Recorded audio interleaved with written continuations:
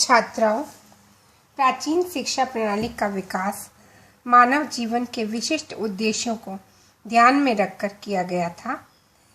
प्राचीन ऋषियों का जीवन आत्मा, परमात्मा और जीवन मृत्यु की समस्याओं को सुलझाने में व्यतीत होता था। इस संदर्भ में बहुत से सत्य, सनातन सिद्धांत एवं तत्व भी उन्होंने ढूंढे थे। इस प्रकार उन्होंने मानव जीवन को पाशविकता के गर्त से निकालकर विशाल एवं उदात्त उद्देश्यों से युक्त कर दिया था। इस चिंतन में व्यक्ति को प्रमुख स्थान मिला। व्यक्ति के सर्वांगीण विकास के प्रति शिक्षा प्रणाली उन्मुख रही। व्यक्ति के विकास में समष्टि का विकास निहित है। इस सरणी में गुरु का पथ प्रदर्शक के रूप में महत्वपूर्ण स्थान रहा है। शिक्षा से मनुष्य में ज्ञान उत्पन्न होता है और ज्ञान अथवा विद्या से मुक्ति प्राप्त होती है। सा विद्या या विमुक्तये तथा मनुष्य जीवन में निपुणता प्राप्त करता है। जो कर्म समझकर ज्ञान से किए जाते हैं वे ही कर्म शक्तिशाली और सफल होते हैं।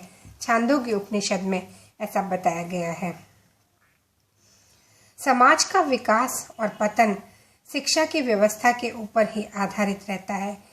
शिक्षा की समुचित व्यवस्था पर ही सांस्कृतिक, बौद्धिक और वैज्ञानिक प्रगति संभव है। भारतीय मनीषियों ने शिक्षा को उसकी व्यापकता के अनुसार ही महत्व प्रदान किया था।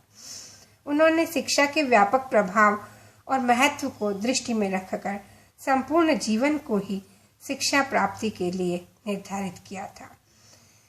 परंतु इस सामान्य विधान के साथ साथ प्रथम आश्रम या ब्रह्मचर्य आश्रम को विशेष रूप से शिक्षा का काल घोषित किया था। आश्रम व्यवस्था का सार इसी तथ्य में निहित है कि एक आश्रम में रहकर ही दूसरे आश्रम के उत्तरदायित्वों को पूरा करने की योग्यता प्राप्त की जा सकती है।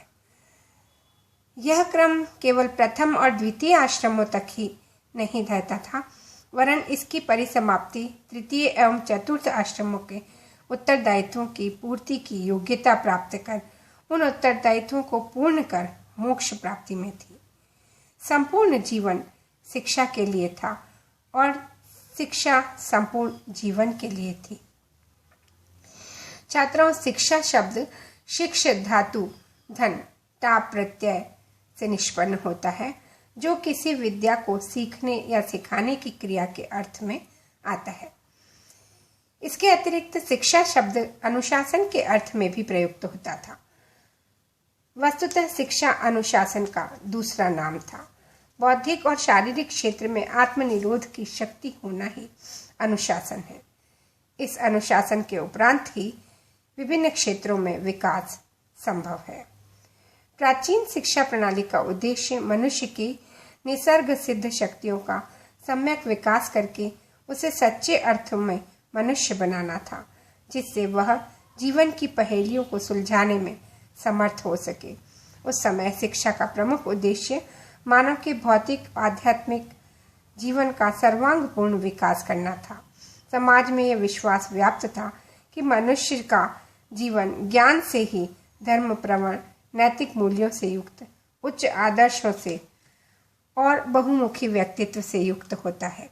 अतः धार्मिक वृत्तियों, चरित्र और व्यक्तित्व का उत्थान, सामाजिक उत्तरदायित्वों का निष्पादन तथा सांस्कृतिक जीवन का उत्थान शिक्षा के प्रधान उद्देश्य स्वीकार किए गए।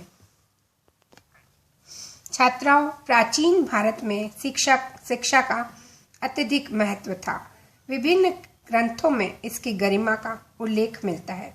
ज्ञान मनुष्य का तीसरा नेत्र है। ज्ञानम तृतीयम मनुजस्य नेत्रम। विद्या का स्थान किसी भी वस्तु से बहुत ऊंचा है। विद्या के समान कोई नेत्र नहीं है। नास्ति विद्या समम चक्षु, ऐसा महाभारत में कहा गया है। विद्या ददाति विनयम, विनयात याति पात्रताम, पात्रत्वात् धनम आपनोति, धनात् धर्मात् ततः सुखम। अर्थात विद्या से विनय, विनय से पात्रता, पात्रता से धन, धन से धर्म और धर्म से सुख मिलता है। व्यक्ति में मानवता का जागरण विद्या ही कराती है। सा विद्या या विमुक्तये। प्राचीन भारतीय शिक्षा की सर्वप्रथम विशेषता जीवन दर्शन और शिक्षा के मध्य समन्वय है। जैसा जीवन था वैसी शिक्षा पद्धति थी। शिक्षा की दूसरी विशेषता धार्मिक दर्शन का प्राधान्य था और शिक्षा की तीसरी विशेषता आदर्शवादिता, प्राचीन भारतीय शिक्षा की आदर्शवादिता थी। चौथी विशेषता तत्कालीन शिक्षा की व्यवस्था है। शिक्षा को दर्शन समझा जाता था और 6 वेदांगों में शिक्षा भी एक वेदांग थी। वैदिक काल में धार्मिक अनुष्ठानों एवं दैनिक क्रियाओं का पालन करने के लिए विविध नियम थे। शिष्य के लिए कठोर नियमों की व्यवस्था थी और शिक्षा का समस्त क्रम गुरुकुल में ही संपादित होता था। प्राचीन भारतीय शिक्षा पद्धति की अंतिम विशेषता शिक्षा काल के निश्चितीकरण में थी। ब्रह्मचर्य आश्रम के 25 वर्ष का समय शिक्षा प्राप्त करने का काल था। इसमें मन, वाणी और कर्म द्वारा ब्रह्मचर्य के नियमों का कठोरतापूर्वक पालन करते हुए ज्ञान प्राप्ति का प्रयत्न किया जाता था। वैदिक काल में शिक्षा का कार्य निःशुल्क था। बौद्ध काल में शिक्षा का शुल्क निश्चित होने लगा और शिक्षक के वेतन की परंपरा का भी जन्म हो गया। प्राचीन शिक्षा पद्धति। छात्राओं, बालक के विद्यारंभ और उपनयन संस्कार से इस दिशा में प्रयास प्रारंभ हो जाते थे। प्रायः 5 वर्ष की अवस्था से विद्या का आरंभ माना जाता था। विद्यारंभ में बालक गुरु की वंदना करता था और उसके प्रति अपनी निष्ठा व्यक्त करता था। उपनयन संस्कार के बाद गुरु गृह में शिक्षा ग्रहण करने का प्रावधान था। शिष्य अपने माता पिता के कुल से आचार्य कुल में जाता था। वहां आचार्य और उनकी पत्नी में अपने माता पिता के समान भाव रखता हुआ पारिवारिक वातावरण का अनुभव करता था। इस शिक्षा पद्धति का प्रधान आधार शिक्षक था। अध्यापन या शिक्षण मौखिक होता था। विद्यार्थी के गुरु के पास रहने की इस परिपाटी में गुरु का पद महान हो गया था। छांदोग्य और श्वेताश्वतर उपनिषद में गुरु को ईश्वर के पद पर रखा गया है और परम श्रद्धास्पद माना है। प्राचीन काल में गुरु और शिष्य का संबंध आदर्शात्मक था, जैसा कि पिता और पुत्र का होता है। यह कहा गया था कि शिष्य का कर्तव्य है कि वह अपने आचार्य को पितृतुल्य और मातृतुल्य माने तथा किसी भी अवस्था में उनके प्रति द्रोह न करे। निरुक्त में कहा गया है, तम मन्येत पितरम मातरम च तस्मै न द्रुह्येत कतमच्चनाः। आचार्य की देवतुल्य और उच्चस्थ प्रतिष्ठा का संदर्भ महाभारत के उद्योग पर्व में भी मिलता है। गुरुकुल में यद्यपि ब्रह्मचारी स्वाभाविक रूप से अनुशासन का पालन करते थे, फिर भी यदा कदा त्रुटि हो जाती थी। ऐसी स्थिति में उनके लिए उदार दंड व्यवस्था का विधान किया गया था।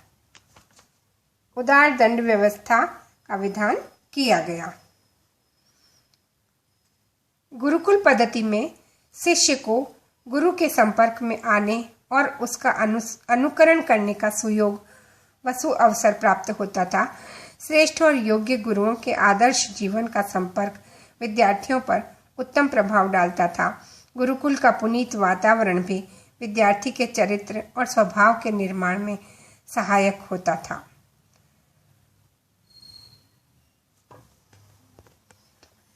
छात्राओं, इन संदर्भों से ज्ञात होता है कि समाज में गुरुकुल की महत्ता पूर्णतः स्थापित हो चुकी थी।